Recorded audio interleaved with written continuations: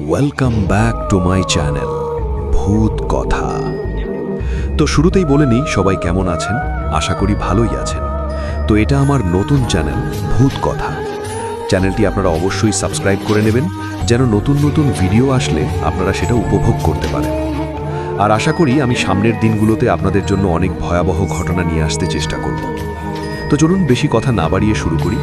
আর এই গল্পটা শোনার আগে একবার চারপাশে তাকান। দরজাটা ঠিকমতো বন্ধ আছে তো? এই ঘটনাটা আজ থেকে প্রায় ৪৫ বছর আগের। সময়টা ছিল ১৯৭৮ সাল। স্থান খুলনা বিভাগের সাতক্ষীরা জেলার একদম ভিতরের দিকে একটা গ্রাম, নাম চর কালীগঞ্জ। এখন ওই গ্রামটা প্রায় ফাঁকা, কিন্তু তখন গ্রামটা জীবন্ত ছিল। এই গল্পের শুরু হয় একটা পুরনো দোতলা বাসা থেকে।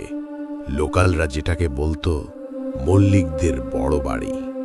মল্লিকদের বড় বাড়ি, এই বাড়িটা বানানো হয়েছিল ব্রিটিশ আমলে।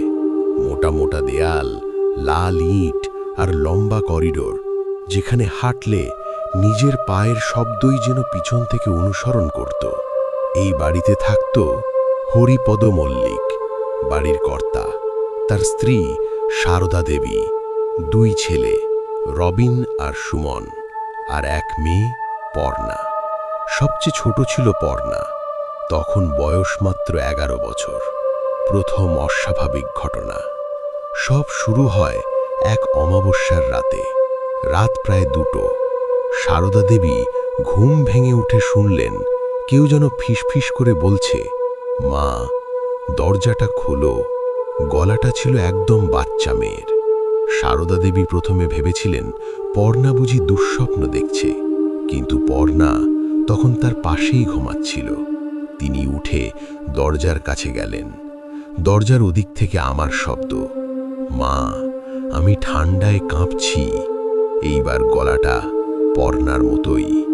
কিন্তু দরজা খুললেন না সারদা দেবী, কারণ পর্ণা তখন তার হাত ধরেই ঘুমাচ্ছিল। দরজা খোলা হয়েছিল। পরের রাতে একই ঘটনা। এইবার রবিন শুনল। রবিনের ঘরের দরজার বাইরে কেউ বলছিল, দাদা, দরজাটা খুলে দাও। রবিন দরজা খুলে ফেলেছিল, কিন্তু বাইরে কেউ ছিল না, শুধু করিডোরের শেষে। পর্ণা হারিয়ে যাওয়ার পরের সকালটা চরকালীগঞ্জ গ্রাম কোনোদিন ভুলতে পারেনি। সকালবেলা আজহার মাস্টার, গ্রামের স্কুল শিক্ষক, প্রথম বাড়িতে ঢোকেন। তিনি পরে বলেছিলেন, ঘরের ভেতর ঢুকেই আমার মনে হচ্ছিল কেউ যেন এখনো আমাদের দেখছে। পর্ণার ঘর থেকে একটা অদ্ভুত গন্ধ আসছিল, ভেজা মাটি, পুরনো শ্যাওলা আর পচা পাতার গন্ধ। কিন্তু সবচেয়ে ভয়ঙ্কর ছিল আয়নাটা। ঘরের আয়নায় কাদা লেগেছিল, আর আয়নার উপর কেউ আঙুল দিয়ে লিখেছিল, আমি বের হয়েছি। গ্রামে তদন্ত শুরু।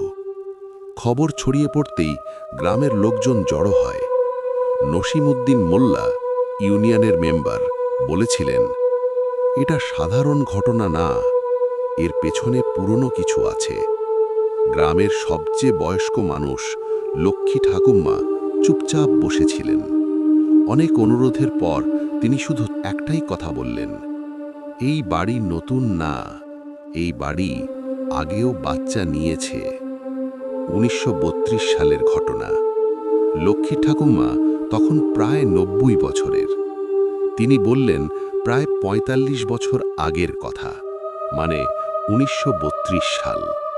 তখন এই বাড়িতে থাকত এক ব্রিটিশ কর্মচারী, এডওয়ার্ড মল্লিক, হরিপদ মল্লিকের বাবা। তার এক মেয়ে ছিল, নাম এলিজা মল্লিক, বয়স মাত্র ১০ বছর। এক বর্ষার রাতে এলিজা নিখোঁজ হয়। পরদিন তার লাশ পাওয়া যায় বাড়ির পেছনের শিমুলতলা পুকুরে। কিন্তু গ্রামের লোকেরা বলতো, লাশ পাওয়া গেছে ঠিকই, কিন্তু এলিজা মরেনি, কারণ তার পা মাটিতে ছোঁয়নি যখন তাকে উঠানো হচ্ছিল। পায়ের ছাপের মিল। এখন যা ভয়ঙ্কর, ১৯৩২ সালে পুকুর পাড়ে পাওয়া পায়ের ছাপ আর 1978